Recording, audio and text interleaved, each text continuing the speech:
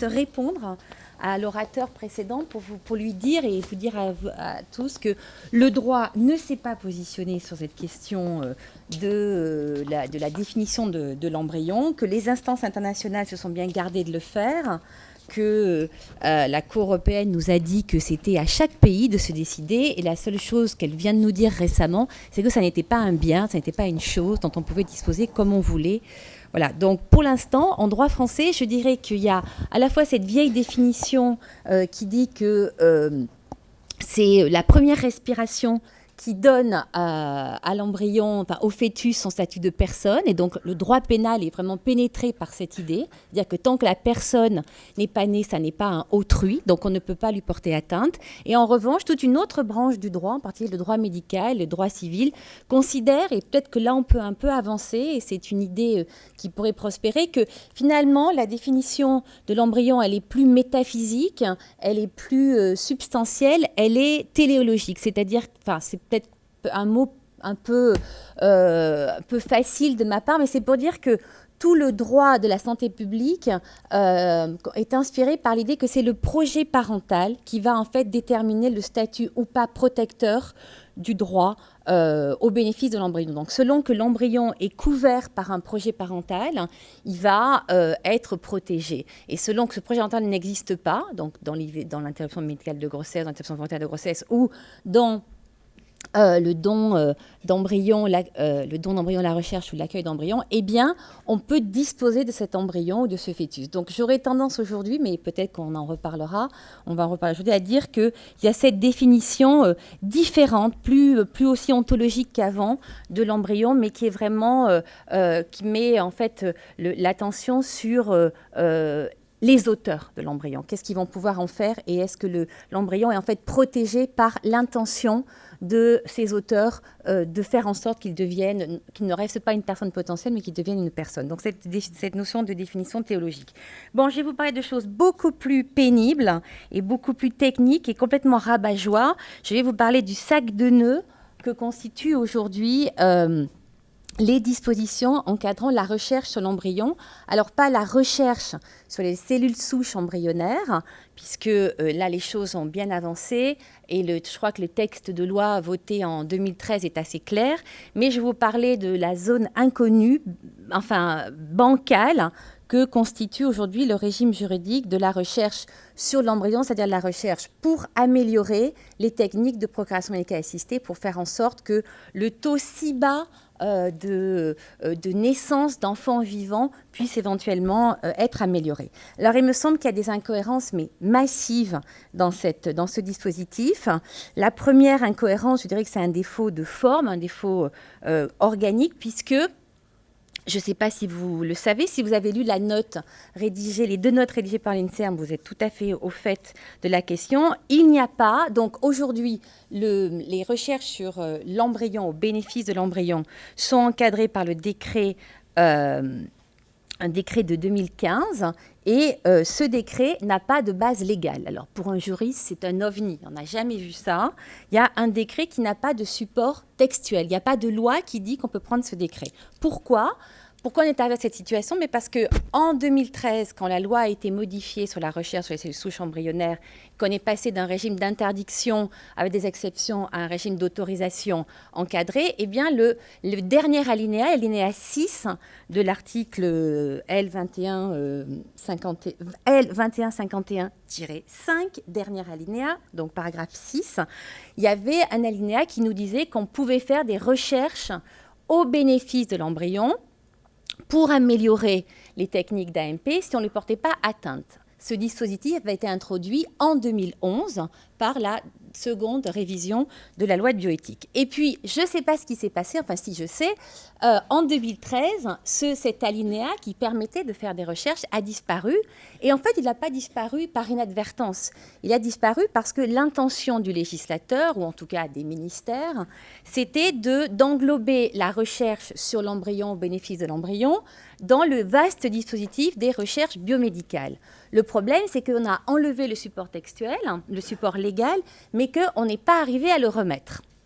Et on s'est dit, alors en attendant, donc on a quand même pris ce décret pour organiser ces recherches au bénéfice de l'embryon sans que le texte de loi soit voté. Alors actuellement, vous le savez, il y a une loi sur un projet de loi sur la modernisation de notre système de santé qui est en train d'être débattu. Vous en avez beaucoup entendu parler, peut-être que vous êtes très impliqués dedans.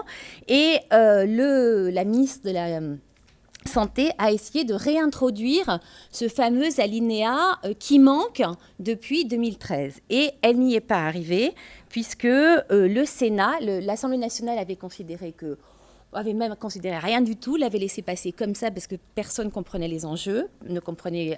Et donc, on avait l'impression que enfin ce support légal allait revenir. Mais le Sénat a émis une objection à ce qu'on introduise cet alinéa sur les recherches sur l'embryon, au bénéfice de l'embryon, parce qu'on a considéré que c'était un cavalier législatif. Ça n'avait rien à voir avec ce dont il était débattu actuellement, c'est-à-dire la réforme notre système de santé. Donc aujourd'hui, je dirais que toutes les recherches, enfin je ne sais pas d'ailleurs comment il faut, je dirais que les recherches actuelles ne peuvent pas avoir lieu. Il n'y a pas, elles sont illégales. Et d'ailleurs c'est bien l'avis de la commission des lois du Sénat qui dit que ces recherches aujourd'hui ne sont pas autorisées. Donc depuis 2013, parce qu'on ne va quand même pas imaginer que la disparition du support légal soit rétroactive, encore que je ne sache pas parce que ça ne s'est jamais produit avant, il y a effectivement, vous ne pouvez pas faire de recherche légale. Depuis 2013, il n'y a pas de support. Et le Conseil d'État a effectivement attiré l'attention du ministre sur le fait que toutes recherches actuelles sont... je ne sais pas, j'espère qu'il n'y a personne de la Fondation Le Jeune dans l'assistance, parce que c'est effectivement un vice... un vice très fort. Il n'y a pas de support. Oui, peut-être. En tout cas, il me semble que, voilà, on est dans un vide juridique, un défaut de base légale, puisque c'est même plus grave qu'un vide juridique.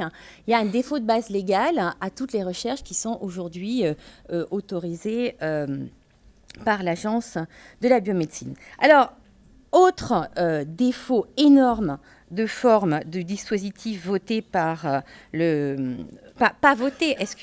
publié dans le décret du 11 février 2015, donc rédigé par notre exécutif, donc je suis le ministère de la Santé, l'Agence de la biomédecine qui a dû être consultée. Il y a une contradiction énorme entre l'alinéa 1 et l'alinéa 2 de ce décret. Alors, pour ne pas vous barber trop, qu'est-ce qui est dit? Il est dit que dans l'alinéa 1, il est expliqué que voilà, ces recherches sur l'embryon, au bénéfice de l'embryon, pour améliorer les techniques d'AMP, vont être aujourd'hui chapeautées par l'ensemble des principes gouvernant la recherche biomédicale, principes supposés être protecteur et donner un cadre légitime à ce type de recherche. Et puis après, il y a l'alinéa 2. L'alinéa 2, déjà, il est illisible. On dit « Les recherches mentionnées aux articles R 1121-2 et R 1121-3 peuvent être menées sur les gamètes destinés à constituer un embryon ou sur l'embryon in vitro avant son transfert à des fins de gestation. » Donc, on voit bien que déjà le champ est réduit puisqu'il faut aller regarder dans les articles R 1121-2 et 3 ce que sont ces recherches. Alors, quand on va regarder, quand on remonte sur Légifrance de quelques pages, on s'aperçoit que donc ces recherches, R 1121-3 et -2, ce sont ce qu'on appelle les recherches non interventionnelles, donc des recherches qui ne visent pas à soigner, mais qui sont simplement des recherches observationnelles sur des pratiques, des actes et des dispositifs de la pratique courante, comme le dit la loi, et les recherches visées par l'article 1121-3, ce sont ce qu'on appelle aussi, de manière raccourcie, des recherches sur l'évaluation des soins.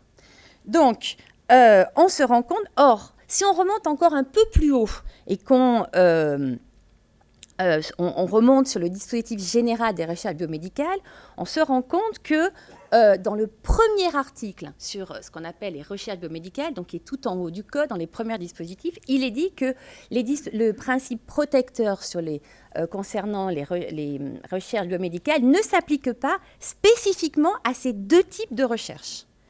D'accord ? Donc finalement, dans le décret, on a un alinéa qui nous dit qu'on va appliquer les principes protecteurs de la recherche biomédicale et l'alinéa 2 qui nous dit qu'en fait, ce sont des recherches qui dérogent aux principes généraux protecteurs mis en place pour la recherche biomédicale. Donc, franchement, on se dit que c'est quand même assez problématique d'avoir un dispositif totalement avec une contradiction aussi majeure dans la forme du texte.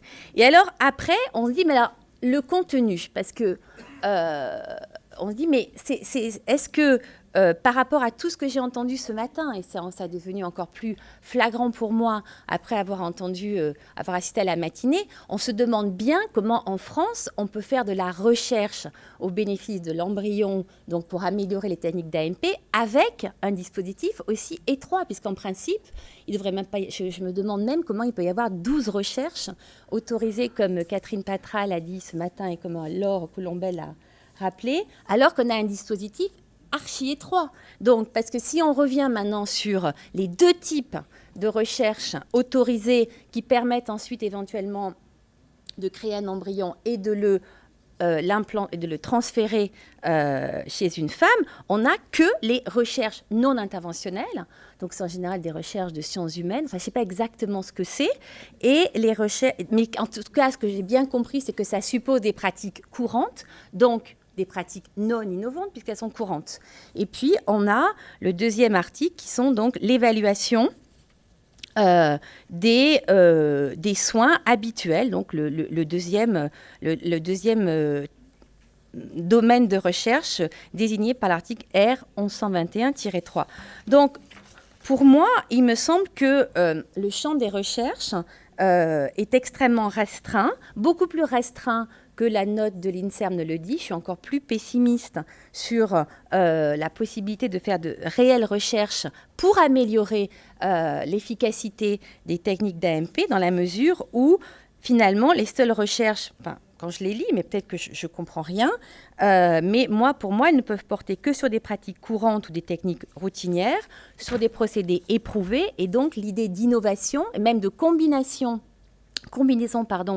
de dispositifs sont interdites. Si on regarde le jeu des renvois, on voit bien qu'il n'y a aucune innovation, même en combinant des actes courants, possible dans le cadre de ces recherches qui pourraient conduire donc à un transfert, à une manipulation ou une innovation sur des gamètes qui conduirait ensuite à la création d'un embryon et à son transfert. Donc il me semble qu'on retrouve de manière encore plus restrictive ce qui existait donc avant la loi de 2013, et même, c'est peut-être encore plus restrictif que ce que le législateur avait essayé de faire en 2011 lorsqu'il avait introduit cette disposition dans l'article concernant la recherche sur l'embryon, la dernière qui a sauté en 2013. Donc moi, il me semble qu'aujourd'hui, en tout cas, l'embryon in vitro ne peut pas être le sujet bénéficiaire de possibles recherches biomédicales visant à améliorer les procédés d'AMP. Donc, finalement, pour aussi continuer la réflexion qui a été amorcée par la note de l'INSERM, qui dénonce elle aussi toutes ces contradictions et cet imbroglio juridique, il me semble qu'il n'y a même pas de contradiction avec l'article du Code de la santé publique qui dit que qu'on ne peut pas transférer les embryons sur lesquels une recherche a été conduite à des fins de gestation, parce que finalement, il ne peut pas y avoir d'atteinte à l'embryon dans les types de recherches qui sont autorisés. Sinon, ça ne doit pas être autorisé. Donc finalement, pour moi, c'est assez logique que l'alinéa ait été maintenu, qui dit que toutes ces embryons sur lesquels une recherche a été conduite ne peuvent pas être transférés. Donc voilà, j'en reste là. Je ne rentre pas dans l'imbroglio peut-être encore plus complet qui consiste à essayer de décrypter la procédure pour faire inscrire sur la liste aujourd'hui obligatoire, validée par le ministère de la Santé, des procédés autorisés en AMP.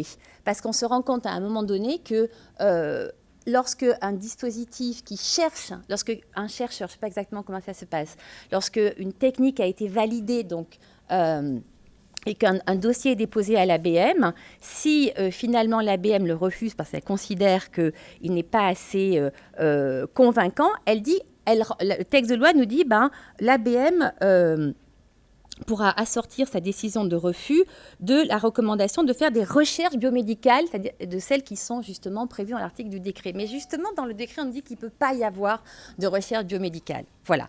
Donc, j'en suis là. J'appelle le législateur à essayer de mettre un peu de clarté dans ce sac de nœuds réglementaire.